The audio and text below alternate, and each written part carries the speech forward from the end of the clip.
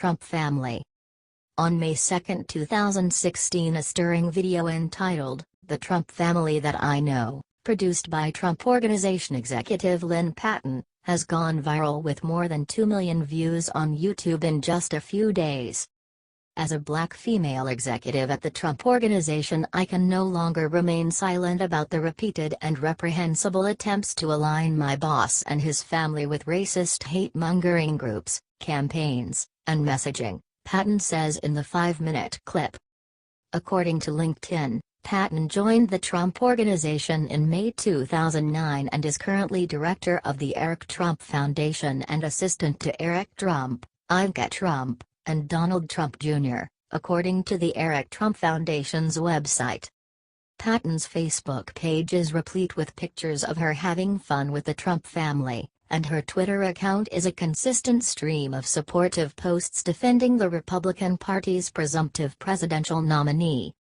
The Trump family that I know is without question one of the most generous, compassionate and philanthropic families that I've ever had the privilege of knowing and the honor to call friends, Patton says in the video.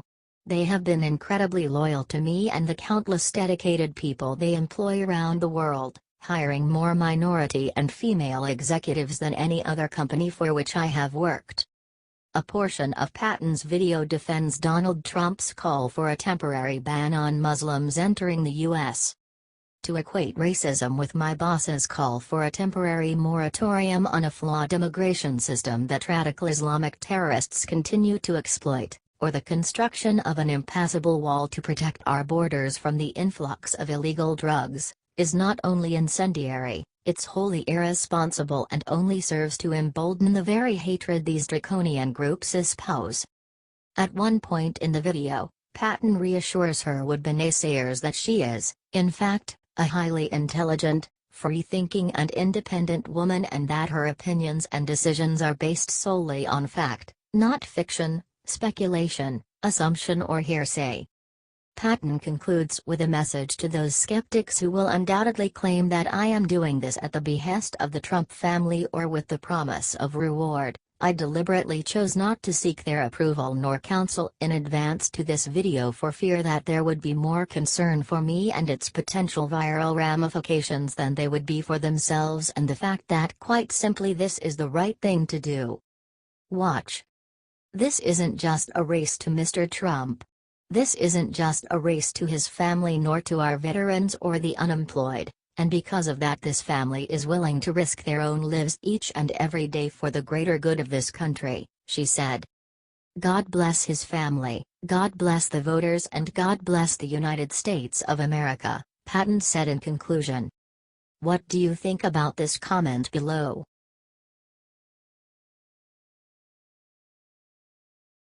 Photos. Even Prince Harry was stopped dead in his tracks by Melania's latest outfit. Prince Harry became the first member of the royal family to meet a Trump since last year's presidential election when he met First Lady Melania in Toronto ahead of the Invictus Games opening ceremony on Saturday. Mrs. Trump and Harry spent less than 30 minutes together before the royal left for another engagement, the Jaguar Land Rover Driving Challenge. Despite its brevity, the meeting appeared cordial with the pair warmly shaking hands before settling down to talk in a room at the Sheraton Hotel. The 33-year-old prince dressed in a dark blue suit while the 47-year-old First Lady wore a tailored black and white dog-tooth Dior suit and black heels. Harry initially appeared awkward when he was introduced to the Slovenian former model, smiling brightly for the cameras before letting it drop as he turned away. The pair then engaged in small talk with Mrs. Trump thanking the prince for coming before he asked her if she had been in Canada long.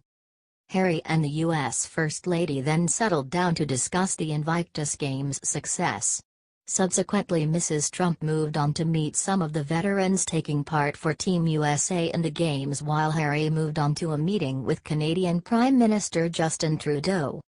Mrs. Trump is leading the U.S. delegation at the international sporting event in her first solo foreign trip and the first known meeting of a member of the royal family with a member of the Trump family since the election. It's not the Trumps' first encounter with royalty, however. In November 2005, The president and first lady, then just a newlywed couple, met Harry's father, Prince Charles, during a reception at the Museum of Modern Art in New York City. The trip is her first solo trip as First Lady, as she leads the U.S. delegation to the Games and is set to meet both the United Kingdom's Prince Harry of Wales and Canadian Prime Minister Justin Trudeau later today. The Games are an international, multi-sport event founded by Prince Harry where wounded armed service members and veterans compete in sports, including wheelchair basketball and sitting volleyball. About 100 American athletes are participating in the Games. Share on Facebook.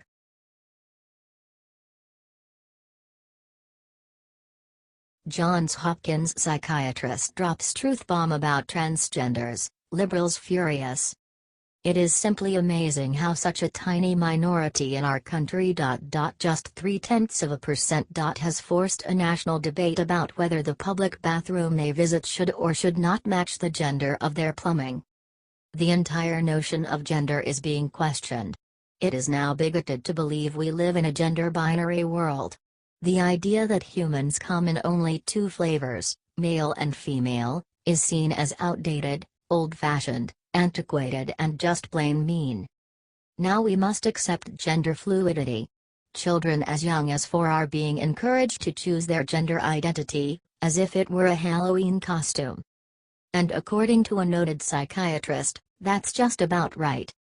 As CNS News reports, Dr. Paul R. McHugh, the Distinguished Service Professor of Psychiatry at Johns Hopkins University and former psychiatrist-in-chief for Johns Hopkins Hospital, who has studied transgendered people for 40 years, said it is a scientific fact that transgendered men do not become women, nor do transgendered women become men.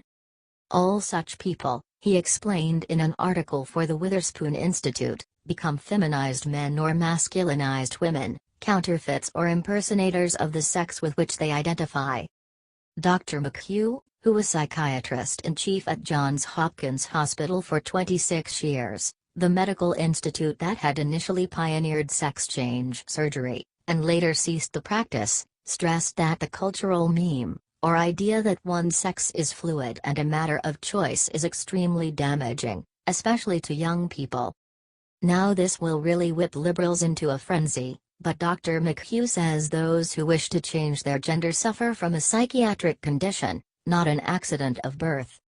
Gender dysphoria, the official psychiatric term for feeling oneself to be of the opposite sex, belongs in the family of similarly disordered assumptions about the body, such as anorexia nervosa and body dysmorphic disorder, said McHugh. Its treatment should not be directed at the body as with surgery and hormones any more than one treats obesity-fearing anorexic patients with liposuction, he said. Perhaps the most tragic part of this new trend is the consequence. After the immense pain and hardship of transitioning, a high percentage of transgendered individuals eventually take their own lives. When the tumult and shouting dies, McHugh continued, it proves not easy nor wise to live in a counterfeit sexual garb. The most thorough follow-up of sex reassigned people, extending over 30 years and conducted in Sweden, where the culture is strongly supportive of the transgendered, documents their lifelong mental unrest. 10 to 15 years after surgical reassignment, the suicide rate of those who had undergone sex reassignment surgery rose to 20 times that of comparable peers, said McHugh. I will probably get hammered by our liberal readers for apparently trivializing this issue, but here I go anyway.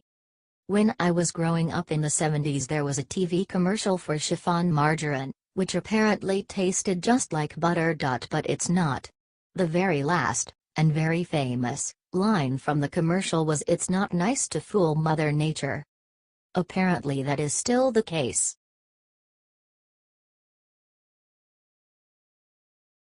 LeBron James goes to war on Trump with a vicious attack, but he wasn't prepared for the blowback. On Saturday, President Donald Trump fired off a tweet about NBA star Steph Curry that had the internet talking. Curry is one of the star players from the 2016-17 NBA champion Golden State Warriors. Prior to Trump jumping at Curry, The Warriors guard said he didn't want to follow the tradition of sports teams visiting the White House. "I don't want to go. That's the nucleus of my belief. It's not just me going to the White House. If it was, this would be a pretty short conversation," Curry said. In response, Trump tweeted. Curry quickly became a trending topic on social media. Then, Cleveland Cavaliers forward LeBron James reacted to Trump's tweet with a personal attack on the president that could cost him some fans. James tweeted. There were a lot of reactions to James's tweet. Trump hasn't commented as of yet since James's tweet.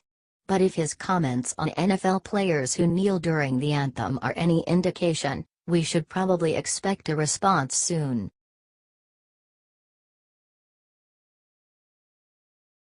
Boycott them. Popular restaurant tells veterans to remove the flag and get out. Degenerate liberals don't want anyone to be allowed to express patriotism near them. This restaurant must be run by some of their snowflakes. In Kentwood, Michigan, a Dave & Buster's told American Legion officers they had to take off their jackets because of gang affiliation. The jacket had an American flag, the prisoner of war flag, and a bald eagle on it. Via military.com, the only gang these gentlemen belonged to was the Veteran Gang. Victor Murdoch and Adrian Brown, who are both American Legion riders post 179, had stopped at the restaurant to get some food. Instead of a meal, they were reprimanded for their show of patriotism. A spokeswoman for the company, April Spearman, stated that the no-gang symbol policy is in place to ensure that everyone is able to enjoy themselves in a fun and safe environment. The spokesperson argued that the company knows the American Legion has a positive message and mission, but they couldn't allow the individuals to wear their jackets, just to maintain consistency. It's understandable that the restaurant, which largely caters to families and children, wouldn't want any gang affiliation on the premises. But the American Legion, with American flags and bald eagles, is not a gang. If it is, we the people are officially gang members. The restaurant tried to backpedal and apologize for the frustration for the incident, but they should have apologized for their stupidity instead. I think the real reason why they wanted them to remove those jackets is because some liberal was offended and complained to the management. Simply put, the bald eagle and the American flag are now reason enough for leftists to throw a fit, overly sensitive morons. It's ridiculous, frankly, that our veterans had to deal with this. They only wanted to show their American and military pride, a pride we should all share. Telling them that they can't show that pride is like shoving their sacrifice back in their face. These men were clearly veterans and were looking for nothing more than a warm meal so they could get on their way. And they were embarrassed for being proud of their service to our country. If Dave & Buster's want to turn away our veterans, then so be it, but I will no longer be a patron of their company. Unlike they do, I have American and military pride. What do you think about this? Comment below.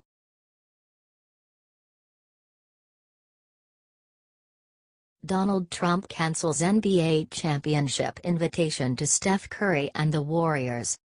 President Donald Trump abruptly canceled a White House invitation to the Golden State Warriors after star Steph Curry signaled reluctance to attend.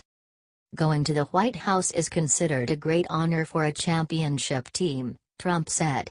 Stephen Curry is hesitating, therefore invitation is withdrawn. Officially, the team hadn't made a decision about whether or not they would meet with Trump at the White House. Curry bluntly said, "I don't want to go," to reporters in Oakland on Friday. Curry said that the team didn't stand for what Trump had said and hadn't said in the right terms, and said that the team wouldn't stand for it. By acting and not going, hopefully that will inspire some change when it comes to what we tolerate in this country and what is accepted and what we turn a blind eye to, he said.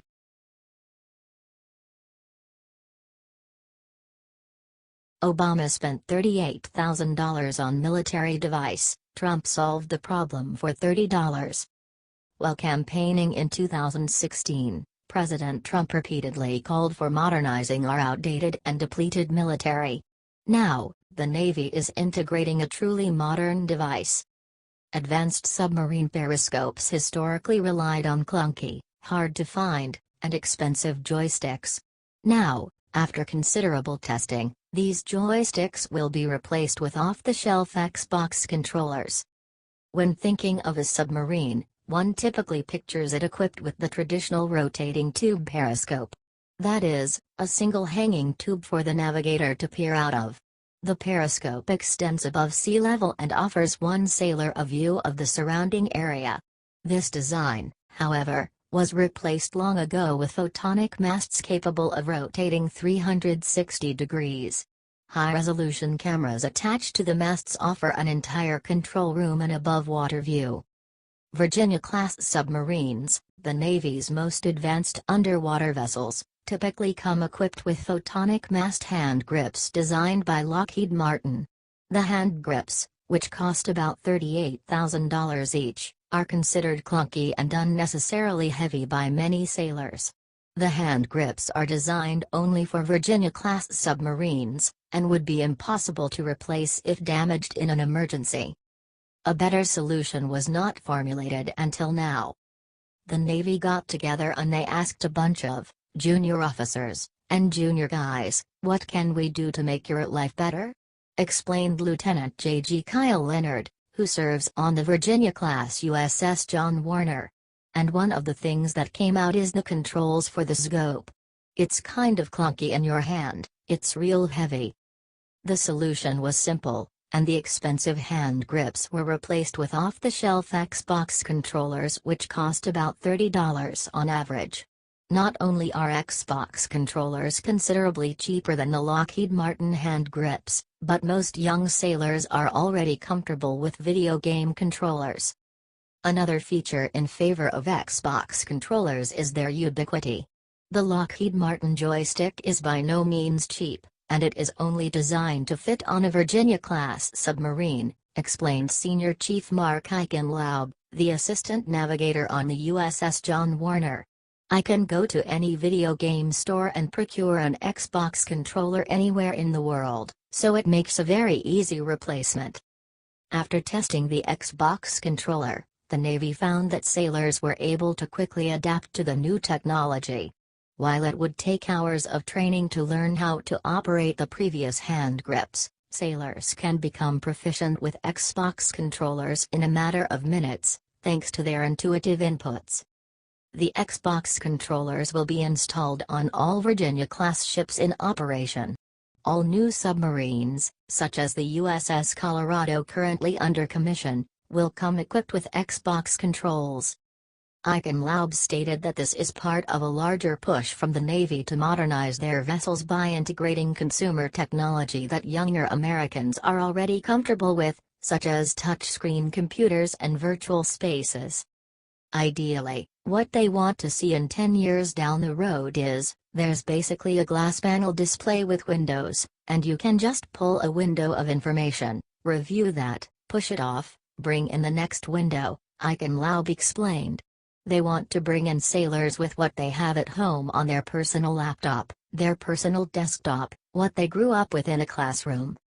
The added benefit, technology like this is, apparently, considerably less expensive.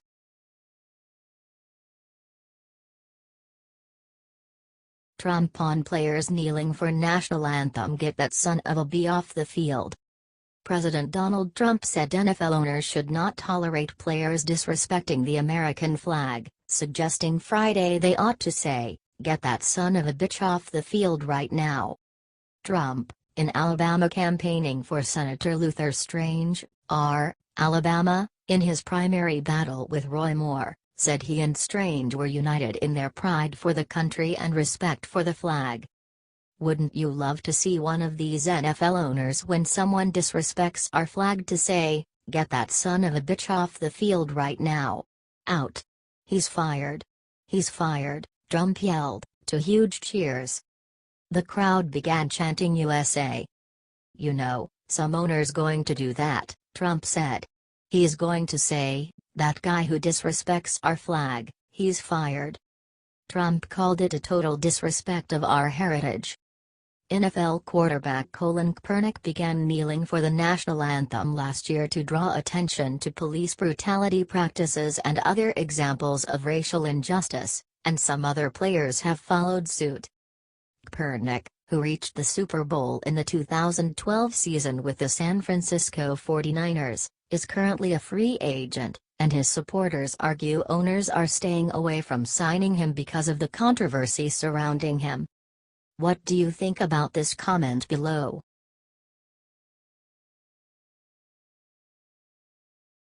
"9/11 survivor comes forward, reveals the real truth about Donald Trump." September 11, 2001, will always live in the hearts of Americans as one of the biggest tragedies our country has ever faced. Now, over 15 years later, we are still striving to make America a safe place for ourselves and future generations. One first responder from 9/11, Philip Kirshner, is struggling to get his health back on track after helping at Ground Zero. According to Breitbart, the courageous survivor spoke at length about his health, his political beliefs post 9/11, and how he believes that President Trump is a good person, despite the left's opinion. "I want people to learn that he's a humanitarian, that he reaches out, he donates," Kirshner said. He also recalled that he, Donald Trump, did quite a number, of angel flights with groups. As of now, Kirshner is battling heart disease and kidney cancer. He said that, despite the problems he may be facing now, he does not regret helping people that day. In 2011, Kirshner was hospitalized in Florida, and needed to go to the Cleveland Clinic to get the treatment he required. Unfortunately, Florida refused to transport him, which left him with few options. The survivor explained that he was able to make it to the Cleveland Clinic in 2011 due to President Trump's donation, which came through the charity group Angel Flight. It was at this point that Kirshner knew he needed to clear the air about President Trump once and for all. He did quite a number, of angel flights with groups, Kirshner recalled. "I want people to learn that he's a humanitarian, that he reaches out, he donates." It's messages like these that the mainstream media is quite eager to ignore, so most people don't know the truth. However, it's obvious that Trump has been helping people for a very long time. He is not the cold and calculating businessman that the media says he is. Kirshner went on to explain how he was a lifelong Democrat until September 11, 2001. One of the deciding factors for him was his fiancée losing her job. She was also forced to train her replacement, a foreigner who was here on an H-1B visa.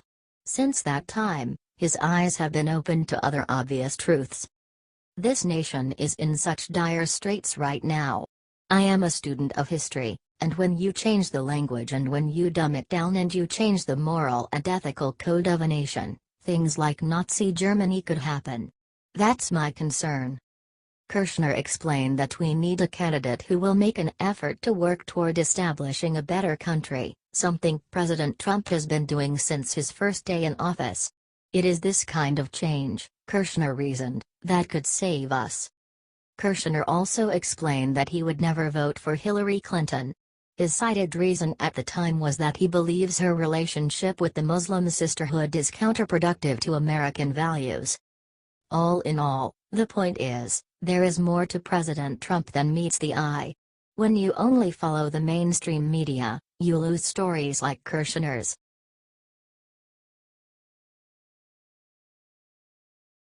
Trump's border wall has one new feature that enrages Mexico. Of all the wonderful things that President Donald Trump says and does, liberals are particularly triggered by his promise to build a wall on the Mexican border. Liberals hate the idea of a border wall for two reasons. First, it hurts their precious feelings. They get sad when they realize that people need to be deported in order for us to live in a nation of laws. In their minds, America is a magical place filled with candy and unicorns, where everyone is allowed to just hop in and get free stuff. Little do they know that the real world does not work this way, and that this mentality has devastated our economy. Second, and perhaps most importantly, Liberals hate the wall because they know that its existence would shrink a valuable Democratic voting bloc. Millions of illegal immigrants vote for Democratic candidates. Whether it's because they are forced to buy local politicians or because they truly support the liberal platform, illegals vote en masse for Democrats. Since Democrats have come to rely on illegal support to win elections, they bend over backwards to grow the illegal population. They know that any plan to restrict illegal immigration would hurt their electoral chances, and thus they oppose the wall. As a result, liberals were quick to celebrate when the administration announced that it would delay plans to build a wall. They got so carried away with excitement that they even made fun of the president and his supporters for believing that such a project could be completed in the first place. Now, however, the joke is on them. As reported by Fox News, the agency in charge of U.S. border security plans to start building prototypes for President Trump's proposed wall with Mexico later this summer. Ronald Vitiello, Customs and Border Protection's acting deputy commissioner, said Tuesday that 4 to 8 companies will get contracts for prototypes in San Diego that could be models for the roughly 2,000-mile border. Companies will have 30 days to complete the models. Watch this video about a possible wall prototype. It looks like we will get our wall, and it looks like it will be better than anyone expected. Leave it to President Trump to take a construction project and make it even better. Most people expected the wall to consist of simple concrete slabs. Trump, on the other hand, wants only the best. That is why he is open to a more innovative wall, which contains solar panels and other fascinating high-tech features. Of course, Mexico cannot be happy about this, watching their rich high-tech neighbor come up with solutions that will allow them to keep out illegals and make money back while they're at it. All while they still worry that Trump will penalize them on trade for the way they have hurt America's economy all these years. Regardless of the wall's exact nature, Americans should be ecstatic that a wall will end up being built. Our southern border has been wide open for far too long. Millions of individuals, including criminals, gang members, and terrorists, have entered the United States by simply passing over some bushes or a small wire fence. Once they arrive here, they sell drugs and commit other crimes. Even non-criminal illegal immigrants cause problems by taking jobs and receiving welfare benefits. This must come to an end if we ever want to fix our broken economy and culture. Fortunately, President Trump is committed to making America great again. It looks like now we will finally get to build that wall.